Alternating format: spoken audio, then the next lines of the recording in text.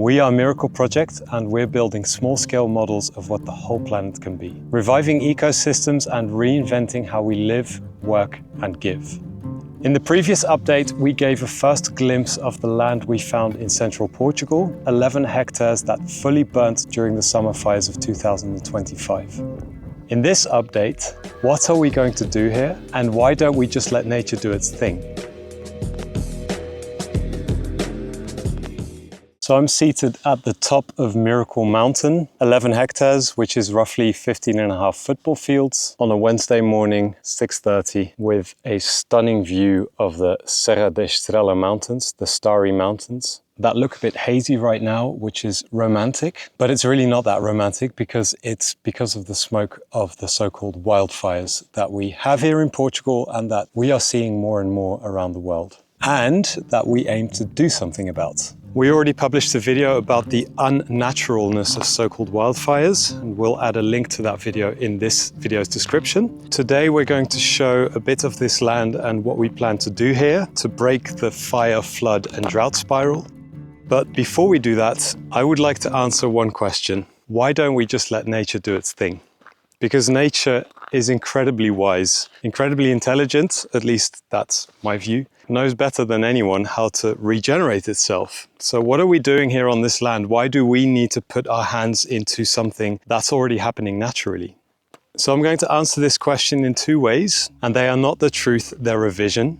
One, nature in so many places around the world has been beaten so off whack by human activity that it's really struggling to re-find its natural patterns of abundance creation, which is what this planet has been doing. We started off as a big ball of magma, and a couple of billion years later, here we are, this stunning green and blue ball that's exploding with ever more complex life. Enter humans, and things start going a little bit differently. So if we just let nature do its thing, we might not live to see it becoming fully healthy again, especially not if, as a collective, we keep doing what we've been doing for so many years. Well, I just swallowed a fly. But that's looking at it from a human perspective and especially a human time frame, because our human activity on this planet, on a cosmic scale, really is no more than a mouse fart. Nature will not toil once we've left the premises, and if we think 50 years is a long time to regenerate an ecosystem, nature is like, blink of an eye. So following that train of thought, we could say, why even bother? And that brings me to the second answer.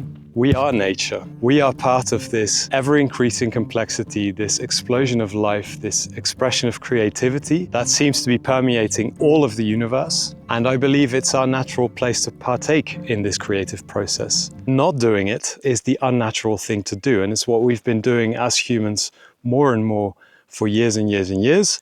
And it doesn't have to be like that. Soil degradation, climate change, fires, floods, droughts, they are not a given, and they are not something that we can, at best, brace for. We can become a keystone species in the healing of this planet, and it's happening all over the planet, and we aim to be one learning center, one demonstration site, and one source of inspiration for that turnaround. That said, there's a plethora of ways in which we could go about this. We do not have all the answers, we have some ideas, and as we're walking down, I'm going to share some of these ideas. This is looking at the top with the sun coming up, and now we are looking down. This land was a very intuitive find, and it's been calling us ever since we first visited it. And since we signed a promissory contract and we started the work, it has only affirmed to us that this is not only a magical, but a very powerful place to do what we would like to create here. And that's because this land literally has a little bit of everything that the Mediterranean climate has to offer. The southern side, elevation about 570 meters, is dry, pretty barren, very compacted. And even so, after the fires, we are seeing so much life already coming back. Then looking down and moving towards the north side of the land, we see the start of an erosion gully. Lots of burnt, dead pine trees, looking like this, with hardly any of them having survived the fire. And making our way further down, the land becomes steeper and steeper, and this means lots and lots of erosion. We get about 1,200 millimeters of rain yearly here, which is quite a lot. And most of it falls in between October and March, which means that we have a very wet season and a very dry season. And in this land's current state, both pose a challenge. In the winter, we get runoff, we get erosion. In the summer, we get drought and a lot of plants dying. This is one of the roads running across the land, and it's a public road. A lot of the lands here in Portugal can only be reached via other lands, so many lands have roads running through them that other people can use. And this is now the first place that we can access with the car. Eric, Yeah? you dead, man? No, I'm fine. So we've arrived at one of my favorite spots, the big cork oak, an incredibly resilient mother that survived the fire, as did the hundreds of other cork oaks on this land. They offer cork that we can use for insulation, are beautiful to look at, and they offer shade to enjoy stunning views. Looking up, this is where the erosion starts picking up. All these rocks lying here, they've been washed down from the mountain. They move here and they go into this gully. Someone dumped some trash there, thank you very much. And that's where the water really starts flowing, and towards the north end of the land, it basically washes away everything. So one of the things we plan to do here is to cut these dead trees and lay them more or less on contour, so following the same height line along the ridge, to slow the water flow and make sure that the water has more time to infiltrate instead of runoff. And in places like this, we are at least going to start building some water slowing structures, which is something beavers are incredibly good at, and we are trying to mimic to the best of our abilities. Is it moving? It's making a big difference. Really? Yeah.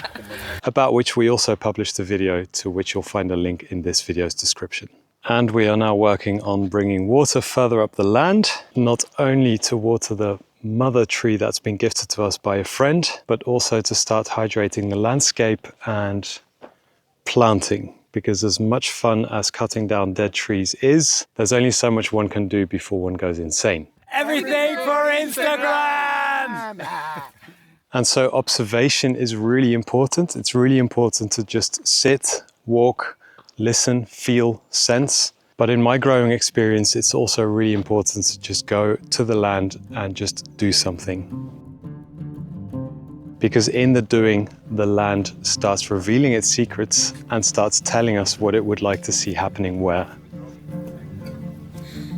So we are now about midway down, and I don't know how clear it is, but over there you can see a big patch of ferns, a lot of dead pines, but also a lot of chestnuts, which have started resprouting. And it's amazing to see how from one place to the next, literally 10 meters, the landscape totally changes. Provides different opportunities, asks for different interventions. And a lot of what we've been finding is burnt trees with big established root systems from which trees are resprouting. This is a Pyrenean oak, an evergreen, and it's amazing to see. This one grew about 1.5 meters in 11 months' time. Some of them have already grown to over 2 meters tall. And one of the things we plan to do, for instance, with this strawberry tree, is we take out all the dead branches and we loosen the soil around the tree and we plant other species around it that will benefit from this strawberry tree's shade, and we'll start providing a more diverse ecosystem that's going to bring more biodiversity back to the land,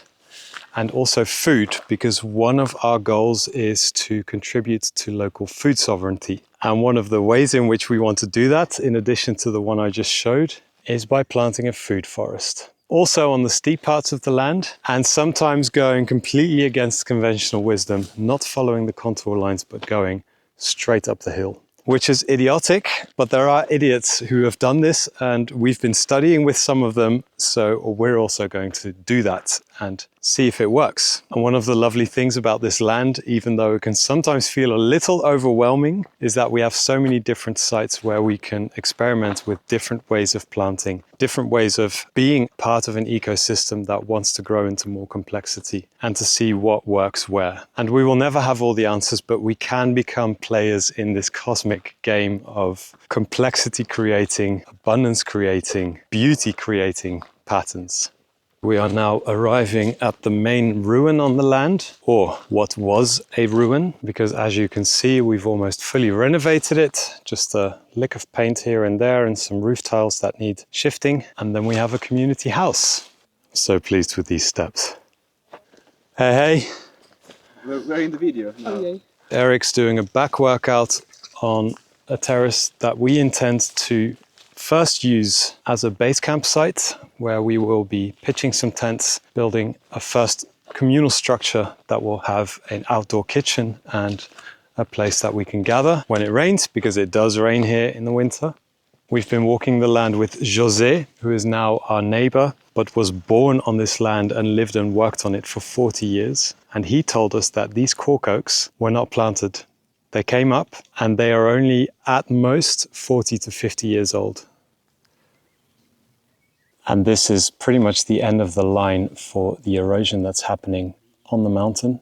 I can stand here and not reach the top of the soil. That's how deep this erosion's been going. Almost looks like the Grand Canyon. And to round off our intervention ideas for this update, we have arrived at the future pond site. At least that's an idea we have, because we will not know if we can build a pond here successfully until we've tested the soil. We're going to come in with a digger, we're going to dig test slices, we're going to analyze the soil, and we're going to see how feasible it's going to be to build a dam from here across to over there, so that this whole area can become water right up into the erosion gully. Which is not only nice for us humans, because we do love having swimming pools, it's going to be incredibly rich for this ecosystem. It's going to attract a lot of wildlife, and instead of taking water away from the lower levels of the land, it's going to start giving it under the ground, which is a much better way than... So that's it for this update. If you'd like to follow this journey, hit subscribe if you're watching this video on YouTube, or better yet, go to the Miracle Project Insights platform, link in the description below, and become a member to receive updates, inspiration, tools and ideas for a new Earth, but also courses that we're organizing, like the Water Cycle Revival course that we're giving this October, and ways in which you can get involved. And about that last one, I have one non-commercial break request. We are buying this land not to own it, but to transfer ownership to a foundation that exists to make sure this land can never be sold again and can only be used for regenerative purposes. And for the agreed sales price,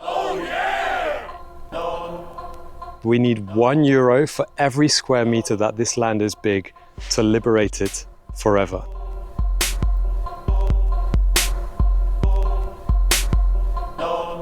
If you want to help free a piece of this planet, go to miracleproject.earth/miraclemountain, link in the description, adopt some square meters and help us to co-create miracles on Earth. Thank you.